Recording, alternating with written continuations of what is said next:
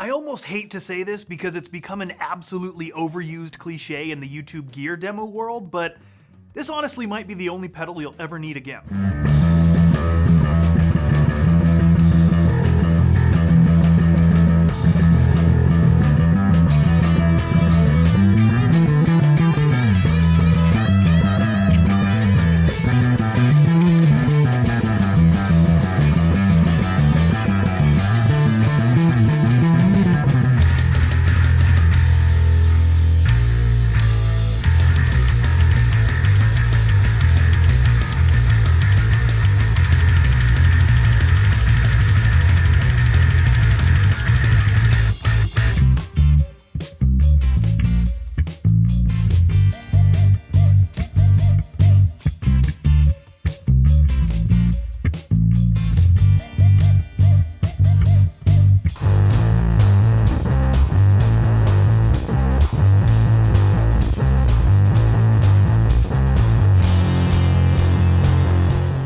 So this is the Anagram. Not the Anagram for Mongo, but the Anagram from Darkglass. A little deep cut Rush humor for you. So the last Darkglass product that really got me excited on a purely personal level was the Microtube's Infinity. For the tones that I like and need, it was almost perfect and almost stole the only pedal you'll ever need title. The only downside was that the X Engine crossover was a bit lackluster compared to the X Ultra, but anyway, enough about that. This new Anagram has me more excited than anything Darkglass has ever released. To cut to the chase, another Rush deep cut reference, the Anagram is a high-end bass multi-effect pedal with a 6-core processor and a full-color touchscreen interface. It's got 1/4 inch input, 2 XLR outputs, and 2 1/4 inch outputs that are configurable for mono use at any point in the signal chain. There's also an effects loop, a headphone out, and a 3.5mm MIDI in and out.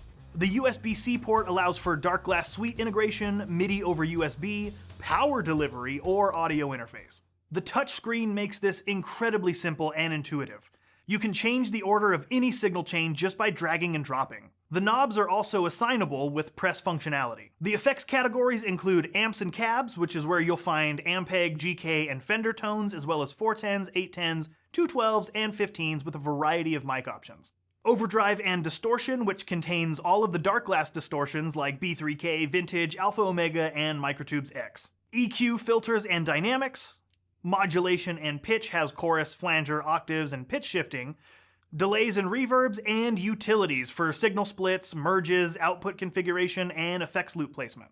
It also has a tuner, tap tempo, looper, mixer, and global EQ. Okay, so I know that's a lot of info jammed right up front, so let's hear a couple more factory preset tones before diving into my custom presets.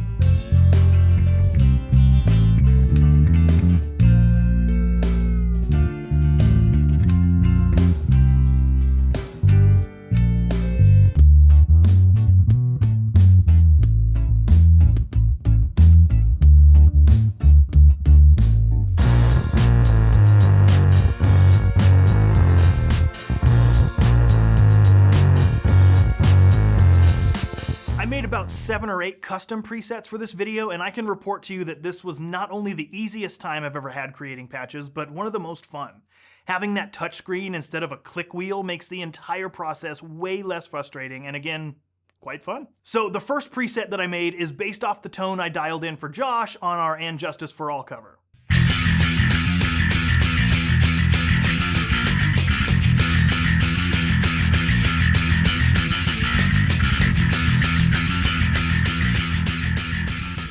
Now, it has been tweaked slightly from what it was in the video, mostly due to us using a different bass this time around, and of course some of the minor differences you get when going from the real deal amp, cab, microphone to a digital counterpart. But all in all, I'd say we're pretty much there.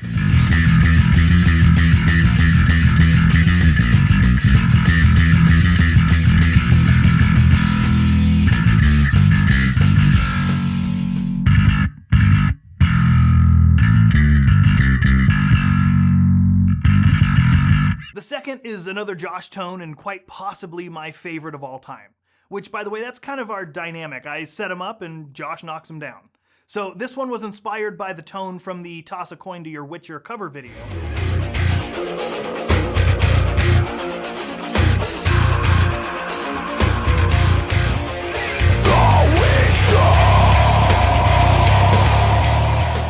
again slightly tweaked to better fit this upcoming variety of basses and songs.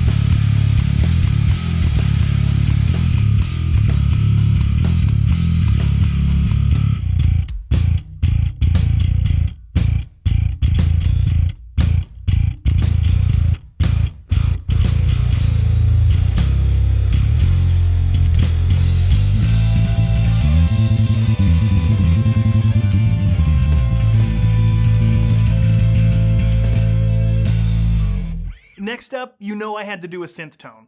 The signal chain was inspired by this video here.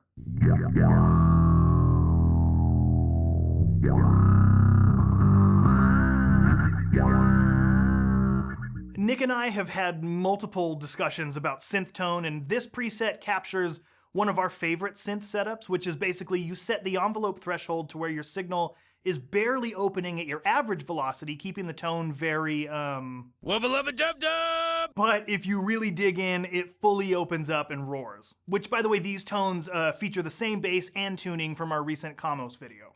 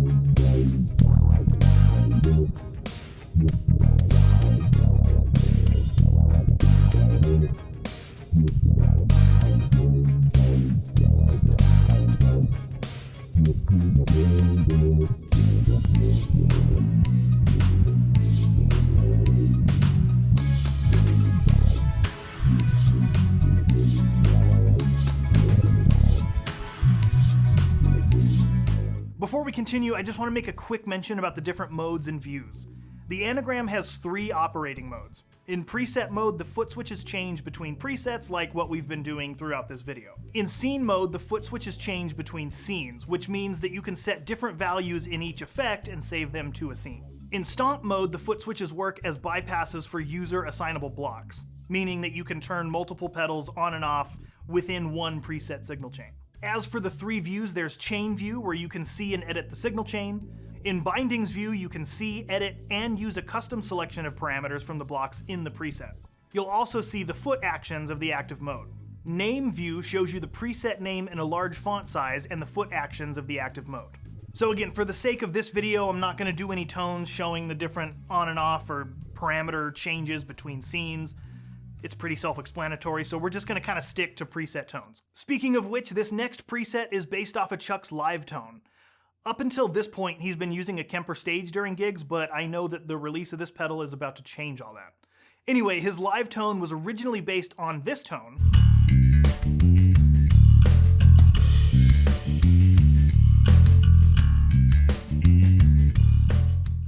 Again, slight revisions over the last few years to better suit his touch and his instruments and all of that sort of thing. So after a couple more revisions to better suit this, here it is now.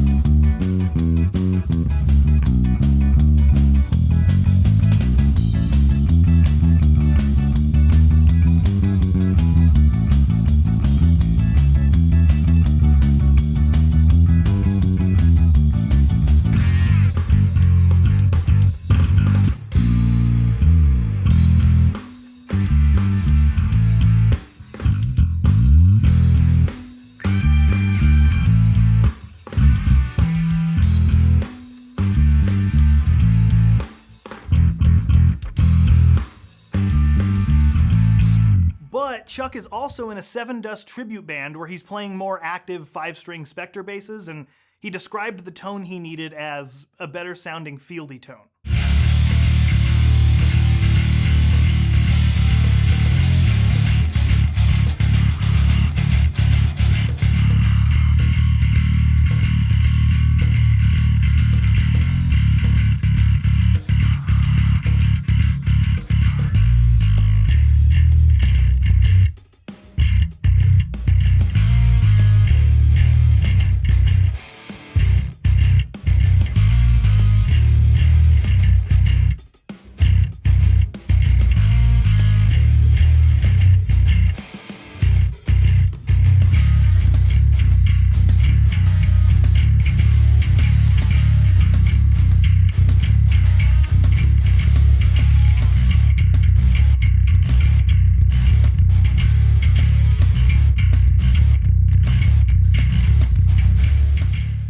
I think it's safe to say that I nailed it. So earlier I mentioned that you can split and merge the signal chain, and that's kind of what this next tone does. Well, at least it splits it anyway.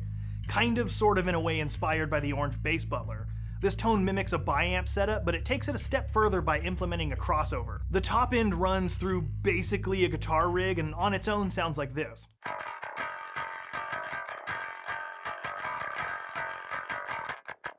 And the bottom end runs through a subtle octave and an Ampeg stack, which again on its own sounds like this.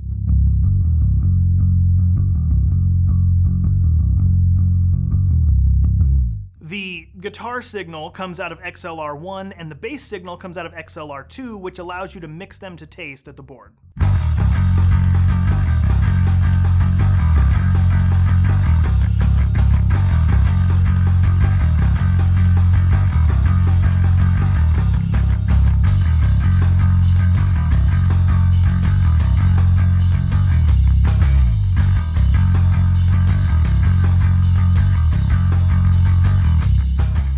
And finally, we have another split tone, but less complicated than before. Instead of splitting the signal at the input, I've split the signal after the amp head. So signal 1 goes into a 410 and comes out of XLR1, and signal 2 goes into a 115 and comes out of XLR2. Now this is kind of exactly what it would be if you were running an amp head into a 410 and a 115 and using two different mics to capture each cab. So having both of these come out of two separate XLRs, again, allows you to mix both of those signals at the board. So here's what that sounds like with Lenny playing a variety of basses and yours truly on drums.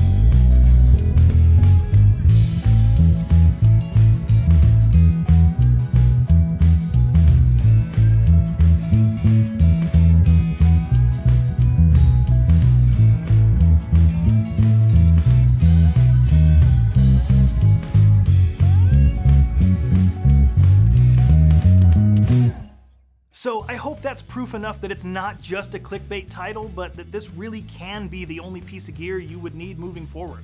I mean, so far we've replaced the bass butler, an Ampeg stack, the Darkglass Microtubes amp along with most of their pedals, a Kemper, and most synth pedals, not to mention individual effects like octaves and chorus and compressors, oh my. Plus, once you get familiar with the different modes and views, this is an incredibly versatile and intuitive tool for the studio or stage. Which, by the way, I took this to a gig last night, and I can honestly tell you that not only was it simple and easy to use, it was the only piece of gear I needed. Outside of a bass, a strap, and a cable, this was it.